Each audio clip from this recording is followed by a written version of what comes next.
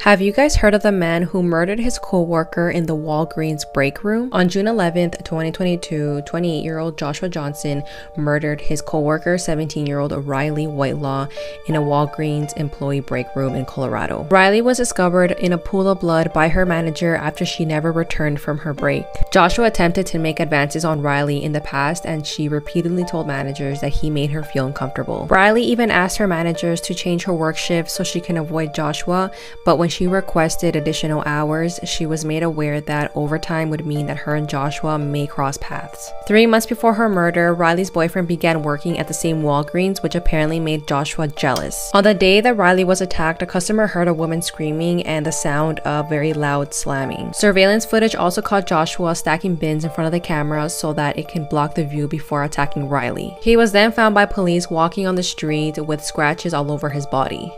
So this murdered Texas couple's missing baby has finally been found after 42 years. And the story is crazy. Let's take a look. So in 1981, Dean Klaus, his wife Tina Lynn, and their baby Holly disappeared without a trace in East Texas. The only clue was from an anonymous caller who said that he had found Dean's car in California. And he claimed that 3 women in white robes drove it from Texas to California. Police were actually able to track down one of the women who called herself Sister Susan, and she claimed that Dean had joined a cult and renounced all earthly possessions. And she wouldn't tell them anything else. It actually wasn't until late last year that human remains found around the same time were confirmed to be Dean and Tina's. Dean had been beaten to death and Tina had been strangled. But that didn't answer what happened to Holly. This year, investigators were searching for human remains around where Dean and Tina were found. And that's when they got a genetics hit that Holly was alive and in Oklahoma.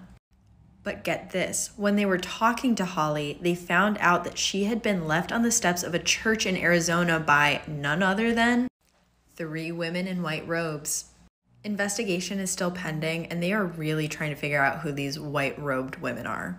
But for now, at least we know that Holly is alive and well. The story of Steven Stainer, the boy who disappeared at 8 years old and returned 7 years later. One day, while walking home from school, Steven Stainer was taken into a car. The man brought Steven home and told him that his parents had let him stay the night. That was just the beginning of the 7-year brainwashing that this child would undergo. Steven was given a new name, Dennis, and was even enrolled in schools throughout the next years of his life. According to his teenage friends, he had a pretty normal social life. Everyone thought he was just a normal teenager until one day he broke down in tears. He said he wanted to go home and he missed his family. This is the man who took Steven. His name was Kenneth Eugene Parnell. Throughout the years of Steven's kidnapping, he was sexually molested by this man. Sadly, none of his friends knew it. When Parnell would sense that Steven was getting too close to his friends, he would pick up and relocate. Later, Steven would say in his testimony that Parnell actually tried to get Steven to assist in other kidnappings. Being the good kid that he was, he never assisted. Till one day, Steven returned home from school, and Parnell says to him, "Happy Valentine's Day, meet your younger brother." Parnell had kidnapped a young boy by the name of Timothy James White. Steven knew that he couldn't let what happened to him happen to this young boy. This dude took action. Parnell would be gone regularly for work, so one day while he was gone, he picked up Timothy and fled in the night. Him and Timothy hitchhiked several miles on a desolate road in the night, until he was picked up by a car who took him to the nearest police station. At this point, Timothy James White was all over the news. So when Steven arrived at the police station, he told police that this was indeed the missing boy. During the police investigation, police asked for his name, and he said that all he knew was that his name was Steven. He proceeds to tell them that he was also kidnapped by Parnell several years ago. The story made national news and the media was all over it. Steven and Timothy were safe. Parnell would soon be arrested and Steven returned to his family.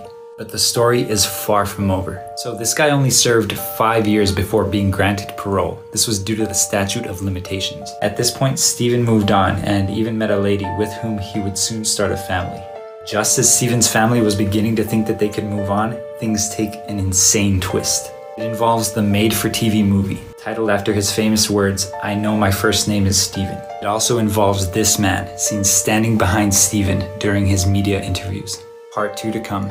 Steven Stainer disappeared at 8 years old and returned 7 years later. His kidnapper brainwashed him and raised him by a different name, Dennis. This man is his kidnapper, Kenneth Parnell. After having Steven for 7 years, he kidnapped another young boy, Timothy White. Steven knew that he did not want the same things happening to Timothy that happened to him. So he made his heroic escape. The story made headlines around the US. Stephen returned to his family after living an incognito life as Dennis. Sadly, his kidnapper only served 5 years before being let out on parole. The story was so incredible, they made a made-for-TV miniseries titled "I Know My First Name is Stephen," the famous words he told police. Even more tragic, Stephen would die shortly after the release of the film, leaving his wife and 2 children behind. But just when this family thought that the reoccurring tragedies were done with, tragedy strikes their small town again. 3 women go missing in Yosemite National Park. Their bodies were found shortly after in a burnt-out vehicle in the forest. 2 weeks after this, another young woman goes missing. Evidence pointed toward a man working at the nearby Cedar Lodge. That employee was this man, seen standing behind Stephen while the media bombarded him after his return. That man is Stephen's brother,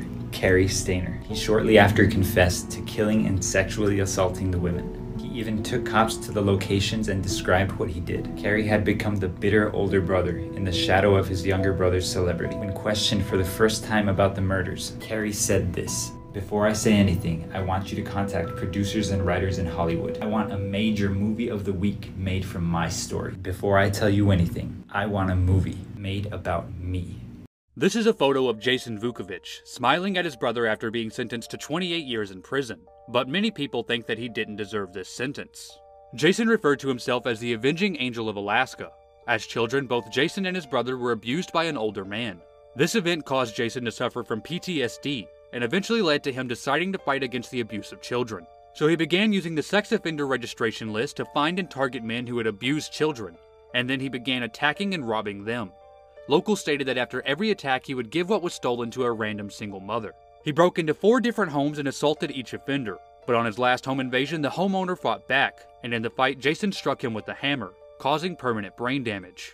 This would eventually lead to his arrest, and this photo, which is worth well more than 1,000 words. This is a photo of Jason Vukovich, smiling at his brother after being sentenced to 28 years in prison, but many people think that he didn't deserve this sentence. Jason referred to himself as the Avenging Angel of Alaska. As children, both Jason and his brother were abused by an older man. This event caused Jason to suffer from PTSD, and eventually led to him deciding to fight against the abuse of children. So he began using the sex offender registration list to find and target men who had abused children, and then he began attacking and robbing them. Locals stated that after every attack he would give what was stolen to a random single mother. He broke into 4 different homes and assaulted each offender, but on his last home invasion the homeowner fought back, and in the fight Jason struck him with a hammer, causing permanent brain damage. This would eventually lead to his arrest, and this photo, which is worth well more than 1,000 words.